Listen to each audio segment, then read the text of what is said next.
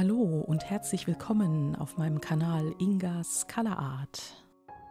Wundert euch nicht, dass ihr eine Leinwand seht, die ich schon einmal verwendet habe. Die ist tatsächlich im Rahmen eines Livestreams entstanden. Dort habe ich eine artverwandte Technik der Rakeltechnik ausprobiert. Und bei mir gibt es eine Bilderserie, die nennt sich die Upcycling-Serie. Und bei dieser Upcycling-Serie verwende ich grundsätzlich Leinwände, die ich schon einmal bemalt habe und versehe sie mit einem neuen Farbauftrag. Das mache ich immer dann, wenn ich so der Meinung bin, das Bild ist es jetzt nicht, ich würde gerne etwas anderes machen. Da ich dieses Mal vorhatte, wieder etwas in der Rakeltechnik zu arbeiten, war es genau die richtige Leinwand dafür. Die Ursprungsleinwand war ja sehr farbig gehalten. Und deshalb beginne ich zunächst mit einer ruhigen Farbe, das ist das Phthalo-Grün. Es ist eine dunkle Farbe, auf der ich dann eben wieder aufbauen kann. Also ich nehme mit dieser grünen Farbe zunächst die gesamte Farbigkeit aus dem Bild und ihr könnt sehen, wie nach der ersten Farbschicht trotzdem noch eine ganze Menge von dem bunten Hintergrund durchschimmert. Auf dem Hintergrund war auch die Metallic-Farbe Kupfer vertreten und ich kann euch jetzt schon verraten, dass am Ende des Malprozesses tatsächlich immer noch Stellen mit Kupfer hindurchschimmern. Inzwischen verwende ich für die zweite Rakelschicht ebenfalls eine neutrale Farbe und das ist das Graublau. Und wenn ich dann diesen Untergrund ein bisschen neutralisiert habe, kann ich mein Bild dann darauf aufbauen.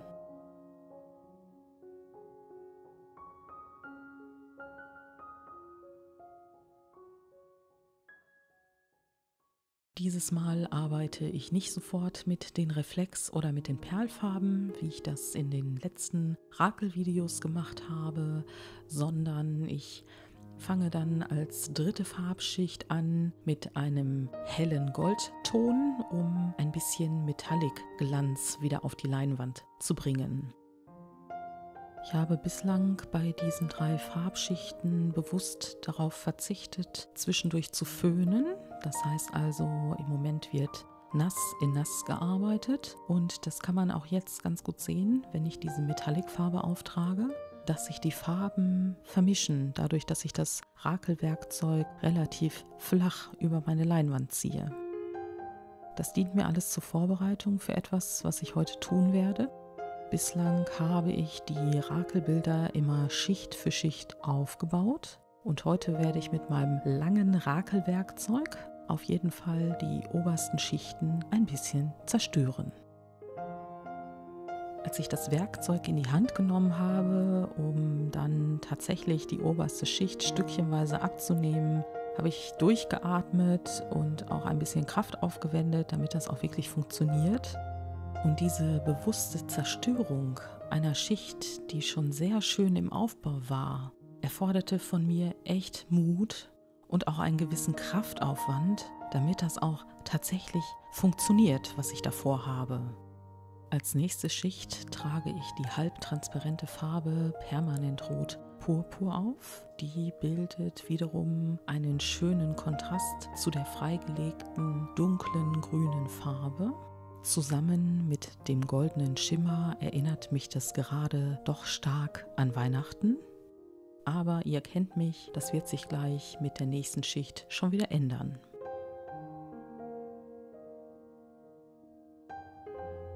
Wenn ihr jetzt diesen Farbauftrag seht, könntet ihr im ersten Augenblick denken, dass es hier eine Perlfarbe ist, zum Beispiel das Perlrot, aber ich habe mich hier bewusst für die deckende Farbe Titan Buff Hell entschieden und diese roten Streifen und Schlieren, die jetzt auftreten, liegen einfach daran, dass das Permanentrot Purpur, was ja darunter sich befindet, zusammen mit dem Titan Buff Hell gemischt wird.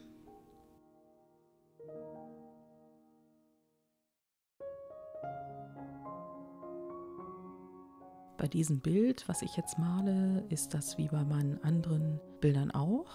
Das Ergebnis wird am Ende des malerischen Prozesses sein und ich habe meistens keine inhaltlichen Vorgaben. Hier hatte ich jetzt für mich die Aufgabe gewählt, ich zerstöre zwischendrin die obersten Schichten. Eventuell halte ich mich noch an bestimmte Farben, aber alles andere ändert sich während des Malprozesses.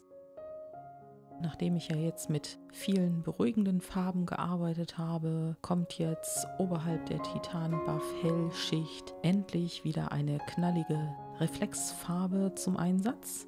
Und die mischt sich auch ganz wunderbar mit den darunterliegenden Schichten. Das heißt, mit dem Grün zusammen ergibt es schöne Schattierungen in den Grüntönen und mit dem Permanentrot Purpur habe ich dann auch leichte Orange-, Rosé- und Rosatöne.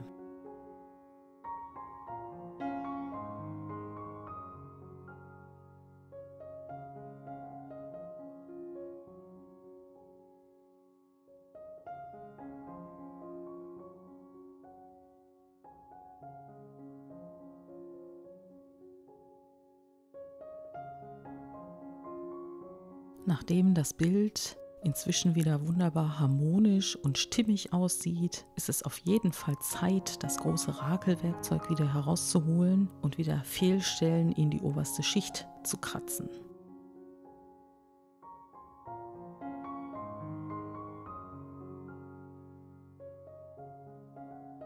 Dann lege ich auch nochmal in der Mitte nach und rakel das dort etwas breiter, weil vorher die gelbe Reflexfarbe dort stehen geblieben ist. Jetzt kann man auch wieder auf die graublaue Schicht und auf die grüne Schicht herunter gucken.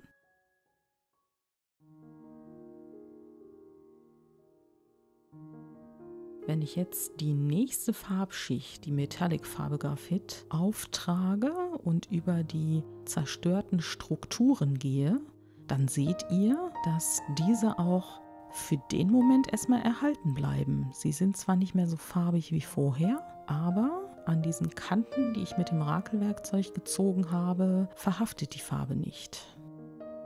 Was hier sehr schön zu sehen ist, dass die Metallic-Farbe Graphit transluzent ist.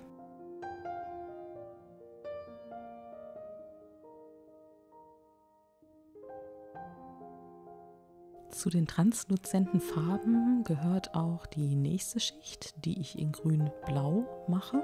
Und wenn ich damit fertig bin, dann kann man Folgendes sehen. Ich habe ein Gelb auf meiner Leinwand, ich habe ein Rot auf meiner Leinwand, ein Blau und wenn man möchte, dann könnte man das Graphit ansehen, als hätte ich hier eine Kontrastfarbe. Ich habe also im Grunde genommen Grundfarben auf meiner Leinwand.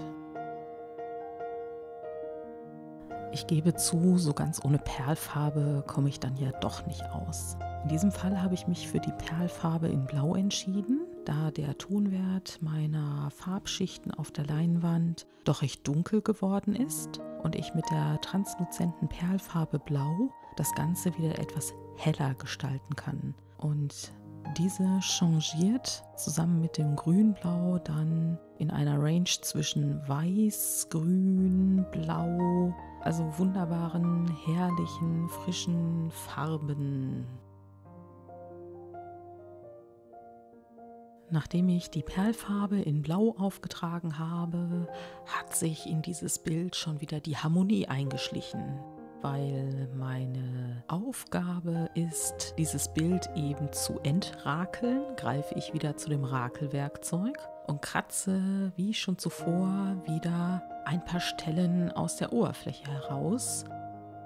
Auch hier kann ich wieder auf die tieferen Schichten blicken und ich finde es sehr schön zu sehen, dass dieses dunkle Grün immer noch zu sehen ist, das, was ich am Anfang als erste Schicht aufgetragen habe. Aber ihr könnt jetzt gut sehen, wie Rillen in das Bild gekommen sind und das finde ich ist sehr, sehr schön.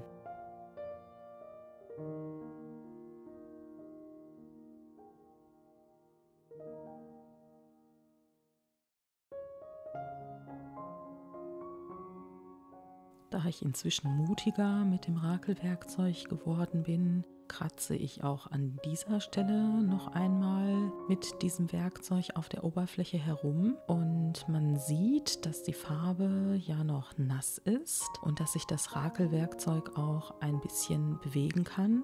und dadurch andere Strukturen noch sichtbar machen kann. Also ich kann die Farbe nicht nur abkratzen, sondern an dieser Stelle versuche ich mit der Oberflächenfarbe weitere Strukturen in das Bild zu bekommen.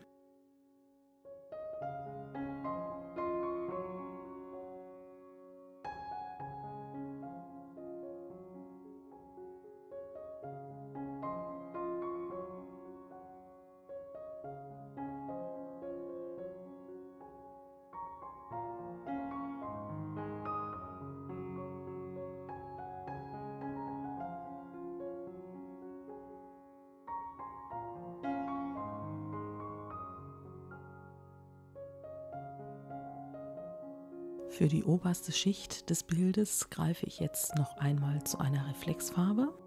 Und zwar habe ich mich für das Reflex Orange entschieden, weil ja das Perlblau und auch das Grünblau bereits auf diesem Bild sind und ich zu diesen beiden Farben eine Kontrastfarbe haben möchte. Und da passt das Orange eben sehr gut dazu.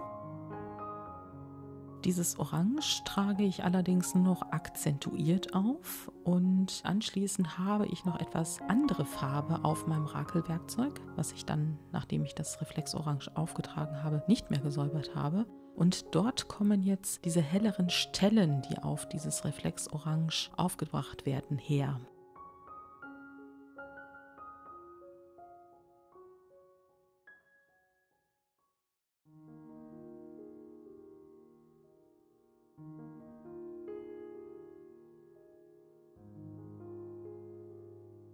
Zum Abschluss kommt nochmal das große Rakelwerkzeug zum Einsatz.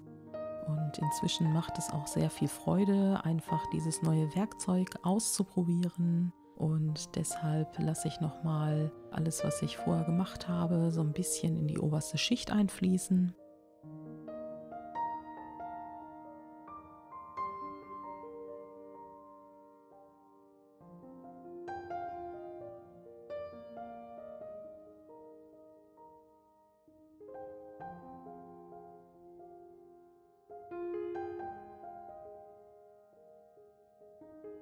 Und zum Abschluss greife ich dann auch nochmal beherzt mit beiden Händen an das Werkzeug und rakel nochmal eine schöne Spur in die oberste Schicht.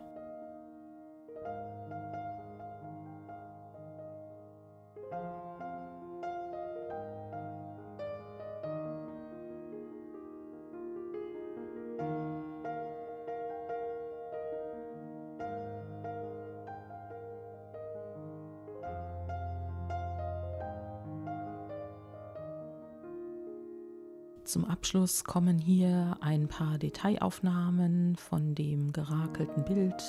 Hier kann man sehr schön sehen, wie die einzelnen Strukturen entstanden sind.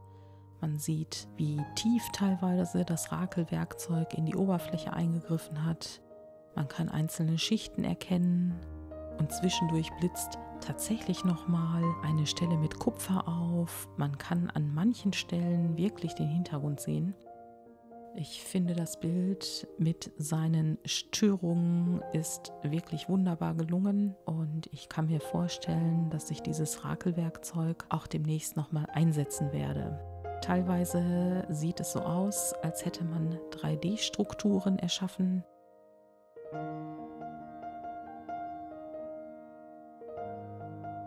Und jetzt folgen noch ein paar Bilder im getrockneten Zustand des Bildes. Ich danke dir fürs Zusehen, ich danke dir fürs Zuschauen. Ich freue mich sehr über ein Like von dir. Du darfst gerne kostenlos meinen Kanal abonnieren. Und ich hoffe, wir sehen uns bei meinem nächsten Video. Hab noch einen schönen Tag.